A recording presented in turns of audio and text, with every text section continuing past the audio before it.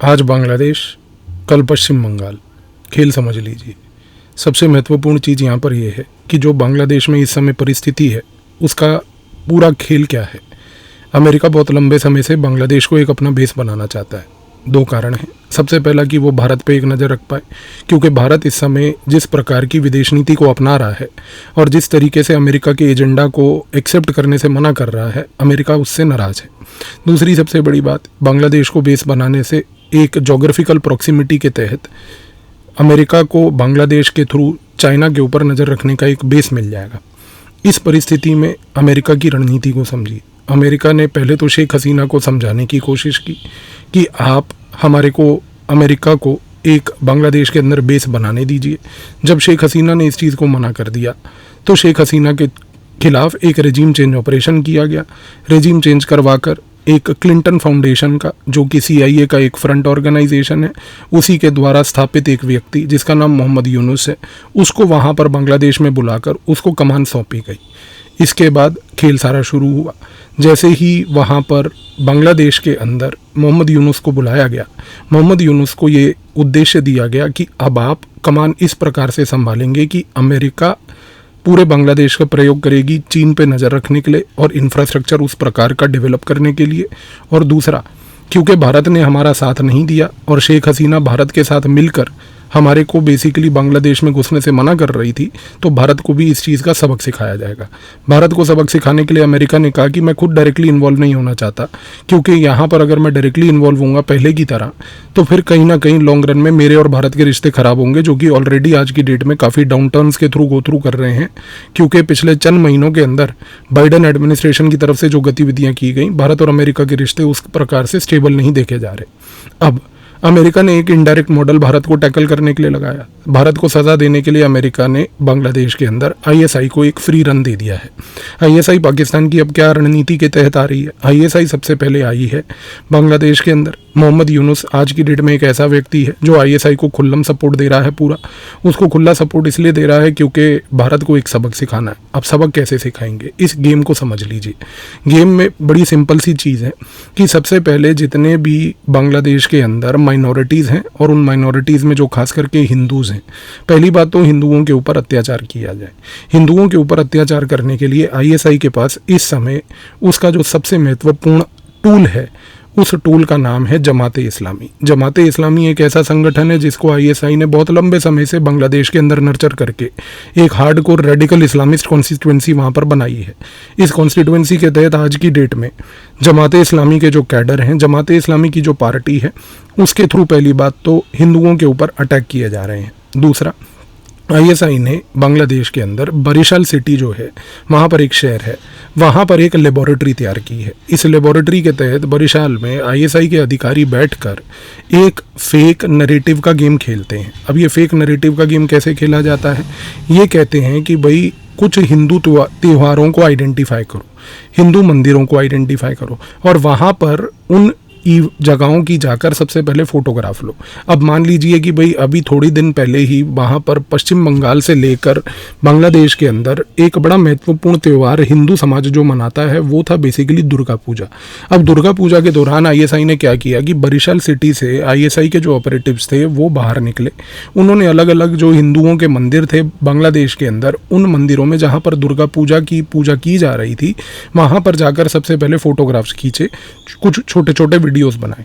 उसके बाद लाकर इन वीडियोस को डॉक्टर किया, चेंज किया। चेंज कैसे किया कि माँ दुर्गा के एकदम पाँव के नीचे एक फेक फोटोग्राफ लगा के कुरान शरीफ दिखा दी और फिर वहाँ से एक नरेटिव शुरू कर दिया लोगों के व्हाट्सएप पे मैसेज भेजना कि देखो दुर्गा पूजा इस मंदिर में हो रही है और हिंदू जो हैं उन्होंने कुरान शरीफ को माँ दुर्गा के पैरों के नीचे रखा है।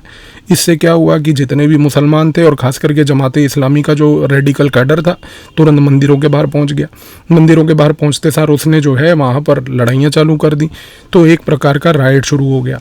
अब आप दूसरी चीज़ समझिए। दूसरा यहाँ पर ये हुआ कि मोहम्मद यूनुस ने ISI के साथ मिलकर एक बड़े इंपॉर्टेंट व्यक्ति को पहली बात तो रिलीज़ किया। इस व्यक्ति का नाम है जसीमुद्दीन रहमान। जसीमुद्दीन रहमान जो है अंसारुल्लाह बंगला टीम से जुड़ा है। जशीमुद्दीन रहमान जो है, जो अंसारुल्लाह बंगला टीम से जुड़ा है, ये व्यक्ति एक ऐसी संगठन से जुड़ा है, अंसारुल्लाह बंगला टीम, जिसका बेसिकली अगर आप इतिहास पढ़ें तो ये अलकायदा की एक फ्रेंचाइजी है बेसिकली बांग्लादेश में। अब अलकायदा की फ्रेंचाइजी जो बांग्लादेश में है, अंसारुल्लाह बंगला टीम, उसका जो लीडर था, उसके लीडर का नाम जशीमुद्दीन जो रहमान था, वो व्यक्ति क्योंकि बहुत लंबे समय से शेख हसीना के टाइम से बेसिकली जेल में बंद था, उसको छोड़ दिया इन्होंने। अब उसको छोड़ते सार दो नैरेटिव चलाए गए। अब ये व्यक्ति जशीमुद्दीन रहमान आईएसआई के साथ मिलके, उनकी बशीराल शहर में बैठ के जो लेबोरेटरी है वहाँ से बैठ के एक नैरेटिव को मैन्युफैक्चर कर रहा है, जिसमें दो बड़े उद्देश्य हैं। सबसे पहले नैरेटिव में वो ये बोल रहा है कि हमें हर हालात में लोगों को उकसाया जा रहा है बांग्लादेश के कि बांग्लादेश से हिंदुओं को हटाना है, और हिंदुओं को हटाने के लिए हमें उनको यहाँ से उखेड़ फेंकना है, उनकी लैंड्स को इलीगली ऑक्यूपाई करना है। दूसरी सबसे बड़ी बात, वो बार बार एक पॉइंट दूसरा एम्फसाइज कर रहा है, जिसको हमारी भारत की इंटेलिजेंस ब्यूरो की कई रिपोर्ट्स ने आइडेंटिफाई करके भारत की सरकार को बताया है कि वो रिपोर्ट्स में ये बोल रहा है ये व्यक्ति, वो स्पीचेस में ये बोल रहा है व्यक्ति जशीमुद्दीन रहमान कि हमें पश्चिम बंगाल को मोदी के कंट्रोल से लिबरेट करना है, पश्चिम बंगाल जो है उसको भारत से अलग करना है। इसीलिए वीडियो के शुरुआत में मैंने आपको एक पॉइंट बोला था कि आज बांग्लादेश, कल पश्चिम बंगाल। अब आपको लिंक समझ आ रहा होगा कि यहाँ पर ये व्यक्ति जशीमुद्दीन रहमान आईएसआई के पेरोल पे अंसारुल्लाह बंगला टीम से जुड़कर आईएसआई का एक नैरेटिव चला रहा है और ये उकसा रहा है मुसलमानों को पश्चिम बंगाल में। इसका सारा टारगेट ऑडियंस इस मोमेंट पे इंटेलिजेंस ब्यूरो की रिपोर्ट्स की माने तो पश्चिम बंगाल के अंदर पूरा का पूरा इलाका जो मुर्शिदाबाद वाला रीजन है, उस मुर्शिदाबाद वाले रीजन में इसका अभी इस मोमेंट पे फोकस है। मुर्शिदाबाद वाले रीजन में इसका उद्देश्य केवल ये है कि वहाँ पर मदरसों में जितने भी मुसलमान हैं और पश्चिम बंगाल में जितने भी मुसलमानों की जो पॉपुलेशन है उनको बेसिकली उकसाया जाए। उकसाया इसलिए जाए कि वहाँ पर वो लिबरेशन जोन्स क्रिएट करने चालू करें। दूसरा, बांग्लादेश के अंदर जितने भी हिंदू हैं उनके ऊपर अत्याचार किया जाए, उनको टारगेट किया जाए, उनको पुलिस के थ्रू अरेस्ट करवाया जाए, फेक नैरेटिव बनाकर वहाँ पर राइट कराया जाए। अब इस मोमेंट पे खेल ये हो चुका है कि पिछले अगर आप एक हफ्ते की गतिविधि को बांग्लादेश में होते हुए देखते हैं तो एक पैटर्न दिखता है। पैटर्न ये है कि मोहम्मद यूनुस ने आईएसआई को कमान दे दी है। आईएसआई इस मोमेंट पे क्या कर रही है, वो बेसिकली अंसारुल्लाह बंगला टीम का प्रयोग कर रही है। अंसारुल्लाह बंगला टीम का जो लीडर है जशीमुद्दीन रहमान, वो रिलीज हो चुका है। जशीमुद्दीन रहमान क्या कर रहा है, वो पहली बात तो जमाते इस्लामी के कार्डर्स को मोबिलाइज करके उनको हिंदुओं के खिलाफ लड़ा रहा है। इसके साथ साथ जशीमुद्दीन रहमान ने दो और काम किए हैं। सबसे पहला काम उसने ये किया है कि एक संगठन जो बहुत पुराना बना हुआ था लेकिन इनएक्टिव था, आईएसआई के द्वारा बनाया गया, उसका नाम था हिफाजत-ए-इस्लाम। उसने हिफाजत-ए-इस्लाम के लोगों को भी अब एकजुट करना चालू कर दिया है। तो जमात-ए-इस्लामी का कैडर एक जगह, हिफाजत-ए-इस्लाम का कैडर एक जगह। दूसरा काम जो बेसिकली जशीमुद्दीन रहमान ने किया है वो ये है कि हिजबुल तहरीर नाम का एक संगठन, ये भी आईएसआई ने बनाया था। इसके तहत वो रोहिंग्या मुसलमानों की जो पूरी खेल है, जिसके लिए एक सेपरेट वीडियो मैं बना चुका हूँ, और रोहिंग्या मुसलमानों का जो सच है अगर आप देखना चाहते हैं तो वीडियो को डिस्क्रिप्शन में लिंक में मैं दे दूंगा, आप देख लीजिएगा। तो यहाँ पर हिजबुल तहरीर का प्रयोग करके वो बेसिकली फिर से इन हिंदुओं के ऊपर अटैक कर रहा है। तो अब आपको एक पूरा इकोसिस्टम समझ आ जाना चाहिए कि बांग्लादेश में मोहम्मद यूनुस के बाद आईएसआई के बाद बेसिकली जशीमुद्दीन रहमान जुड़ा है अंसारुल्लाह बंगला टीम से। ये काम कर रहा है इस मोमेंट पे जमाते इस्लामी के साथ, ये जमाते इस्लामी के साथ साथ काम कर रहा है हिफाजत-ए-इस्लाम के साथ, हिफाजत-ए-इस्लाम के साथ हिजबुल तहरीर के साथ। तो ये सारे के सारे जो संगठन हैं ये इस प्रकार से आज की डेट में लगे हुए हैं कि पहली बात हिंदुओं के ऊपर अत्याचार हो, हिंदू यहाँ से जो है उठकर भागें। हिंदू जब यहाँ से भागेंगे तो इन हिंदुओं को हम भगाएंगे सिर्फ भारत की ओर नहीं, बल्कि इन हिंदुओं के साथ साथ अब खेल के दूसरे एस्पेक्ट को समझिए कि जब इन हिंदुओं के ऊपर अत्याचार होगा, जब ये हिंदू भारत की ओर भागेंगे, भारत की ओर ये भागेंगे पश्चिम बंगाल में और असम में, जब ये इन दोनों राज्यों में जाएंगे तो इनके साथ साथ हम अपने आईएसआई के एजेंट्स को भी साथ में भेज देंगे। जैसे ही ये आईएसआई के एजेंट्स भी बॉर्डर पार करके असम जाएंगे, पश्चिम बंगाल जाएंगे, ये वहाँ जाकर असम से लेके पश्चिम बंगाल में एक पूरी बेल्ट के अंदर छोटे छोटे टेरिटरीज़ के अंदर रेडिकलाइजेशन को शुरू करेंगे। आने वाले समय में आप दो बड़ी महत्वपूर्ण चीज़ें देखने जा रहे हैं। आने वाले समय में रेडिकल इस्लामाइजेशन अगर हम बात करें तो इसकी चीज़ आप देखेंगे सबसे पहले असम में, इसके बाद पश्चिम बंगाल में, और इसका अंतकाल होगा बेसिकली झारखंड में। तो ये जो 3 राज्य हैं, इन तीनों राज्यों में आप देखेंगे कि आने वाले समय में ये जो इस्लामिक रेडिकलाइजेशन का एक साइकिल है ये बेसिकली अब बढ़ेगा, क्योंकि इस समय अंसारुल बंगला टीम का जो लीडर जसीमुद्दीन रहमान है उसने कमान संभाल ली है। तो हिंदुओं के ऊपर जो अत्याचार हो रहा है वो हिंदुओं के ऊपर अत्याचार इसी प्रकार से किया जा रहा है कि ये देश को छोड़कर भागें और ये बाहर जाकर अपने देश में, हिंदुस्तान में बाहर वापस जाएं, ताकि इनके थ्रू हम ISI के एजेंट्स को भेज के इस पूरे इलाके को दोबारा से वोलेटाइल कर दें। अब इस मोमेंट पे इस पूरे खेल को टैकल करने के लिए क्या करना होगा भारत को, कुछ रणनीतियों के ऊपर भी चर्चा कर लेते हैं। सबसे पहली चीज़, इस मोमेंट पे भारत को ये बात पता है कि मोहम्मद यूनुस जो है ये बैठा है जो बाइडन के कहने पे। जो बाइडन के दिन अब गिनती के बचे हैं और आने वाले लगभग 1-1.25 महीने के अंदर अंदर बाइडन जो है वो यहाँ से हट जाएगा अमेरिका से, ट्रंप आ जाएगा वहाँ पर।